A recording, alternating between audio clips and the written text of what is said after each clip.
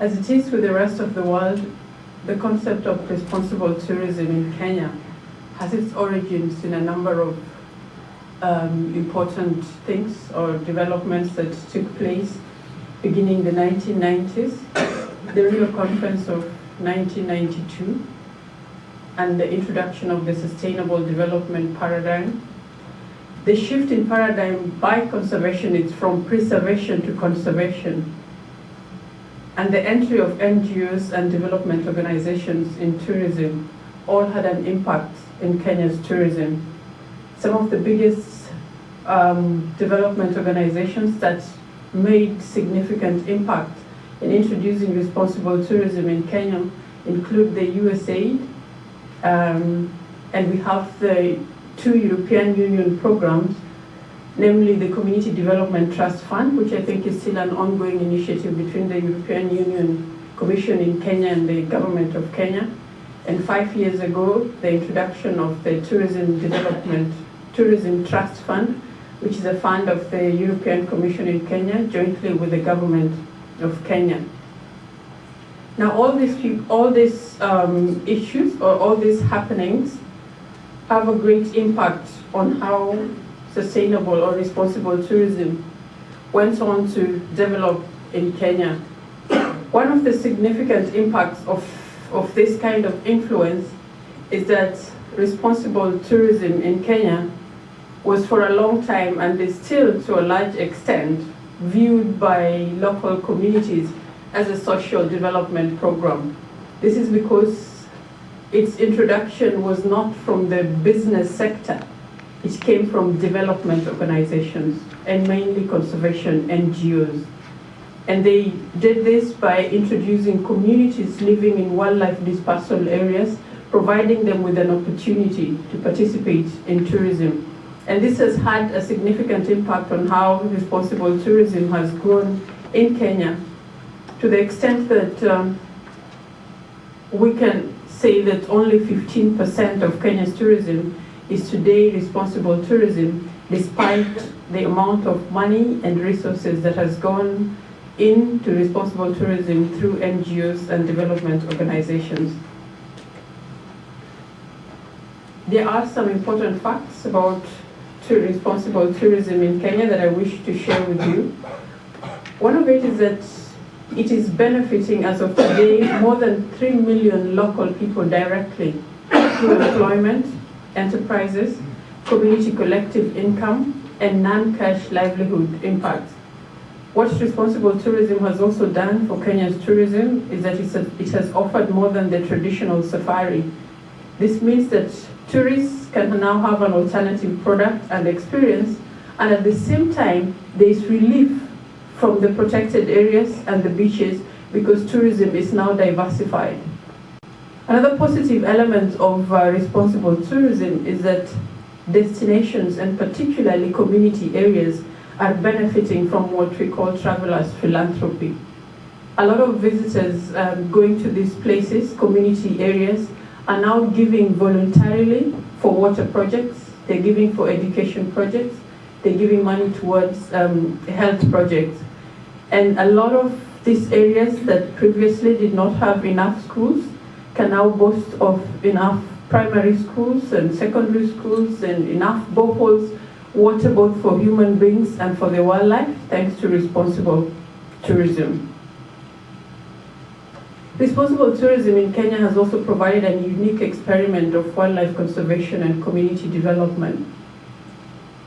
This is because by having tourism developments in community areas where communities can have direct benefits, communities have come to appreciate wildlife. And this has gone a long way to reduce human-wildlife conflicts, and therefore provided wildlife with an opportunity for existence outside of protected areas. Since 1996, we have about 100 community ecologists and camps that have come up today, each one of these with about a bed capacity of 8 to 24. Most of them are community-owned through donor support, where donors have come in and constructed lodges or camps on behalf of communities, And they have then entered into partnerships with private investors to run these facilities for them. Here are some key features about community tourism. This is just a summary of what I have said earlier on, that responsible tourism in Kenya is actually care for the land. It also cares for local people and cares for resources, including wildlife. Another important feature of this of responsible tourism is that it has helped to elevate Kenya's tourism market, because to a certain extent, responsible tourism in Kenya is very, very upmarket. It offers a unique experience. It's costly compared to the other traditional tourism destinations, and it has helped to change the image of Kenya's tourism as an exclusive mass tourism destination. Just a few examples of how responsible tourism contributes to care for the land. 14% of Kenya's landmass is parks, reserves, and community conservancies. Now, more than 50% of tourism development since the 1990s are on community land. Again, this has increased the land under protection voluntarily by community without government legislation, only through the promise of benefit from tourism revenues. This has also improved livelihoods as household incomes have increased from tourism revenues. Responsible tourism also cares for resources. It contributes to conservation of species, reintroduction of species. As we can see in this photograph, we've got a lot of wildlife translocation that takes place. We've got research, education, and interpretation that has improved the appreciation and conservation of species. It also ensures security for wildlife. As I mentioned earlier on, as communities benefit more and more from tourism, there is less resources that has got to be spent on protecting wildlife, and that can be freed to support community in other areas, because communities become automatic security for the wildlife when they can benefit from that wildlife. Responsible tourism also cares for people. It offers employment. It's providing education directly through a portion of the revenue earned by communities goes into bursaries and improvement of education facilities in these places. There is skill transfer. There is empowerment by the people.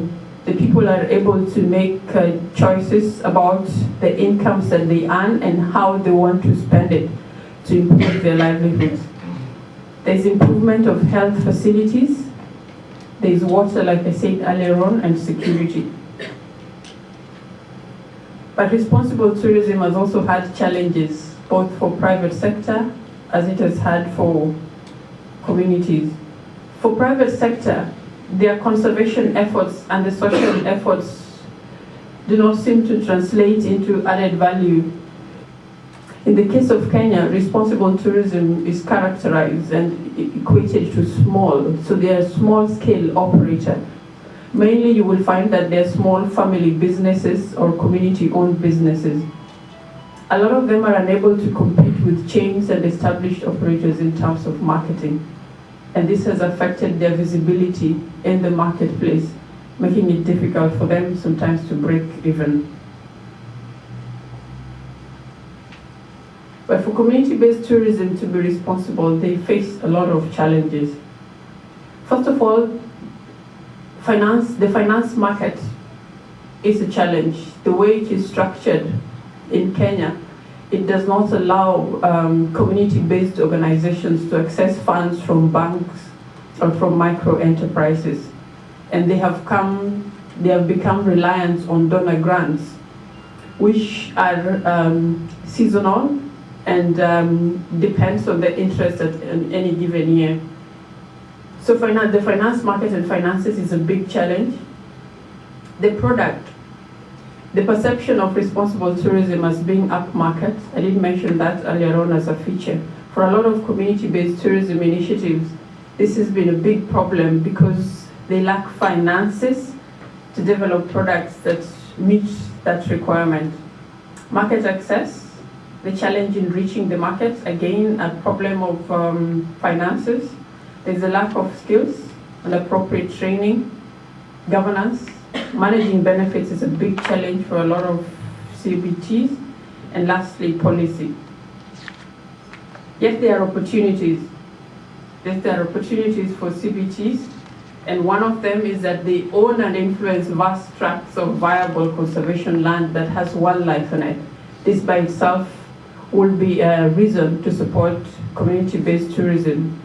There's growing need for tourism that goes beyond the physical rest, and I think community areas have a chance to offer this. We have more conscious travelers, and CBTs can guarantee travelers that their holidays benefit local people.